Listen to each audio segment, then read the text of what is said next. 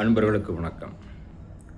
இன்றைக்கி பார்த்தோம் அப்படின்னா பங்குனி மாதம் பௌர்ணமி, பங்குனி மாதம் உத்திரம் அப்படின்னு சொல்லி பல்வேறு சிறப்புகள் கொண்ட நாள். இந்த நாள் மீன ராசியில் சூரியனும் கன்னி ராசியில் சந்திரனும் ஒருத்தர் சம சப்தம பார்வையாக நேருக்கு நேராக பார்த்து கொள்ளக்கூடிய அந்த காலகட்டத்தில் எண்ணற்ற ஆலயங்களில் மிக அற்புதமான விழாக்கள் நடக்கும்.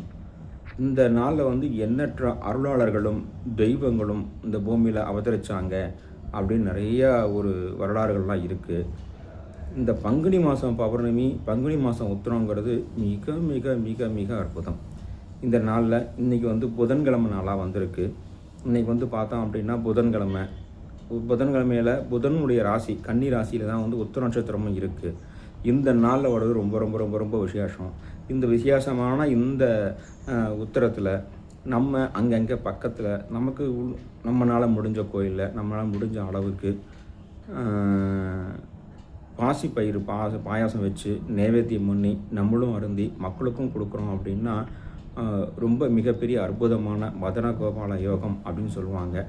இதில் நீங்கள் செஞ்சீங்க அப்படின்னா செல்வம் பெருகும். மதன கோபால யோகம் அப்படின்னாலே நமக்கெல்லாம் பொருளாதார உயர்வு கொடுக்கக்கூடிய ஒரு அற்புதம். அதனால் மண்பர்கள்லாம் தாங்களும் அந்த வழிபாடு செய்து பாசிப்பயிறு பாயாசம் வைத்து தங்களால் முடிஞ்ச அளவு எவ்வளோ முடியுதோ அவ்வளோ பாசிப்பயிறு பாயாசம் வச்சு அங்கே சுவாமிக்கு நைவேத்தியம் பண்ணி மக்களுக்கு கொடுத்து நீங்களும் சாப்பிட்டீங்க அப்படின்னா ரொம்ப ஒரு நல்ல ஒரு அனுகிரகத்தை எல்லாம் வல்ல இறைவன் அணுவார். நன்றி, வணக்கம்.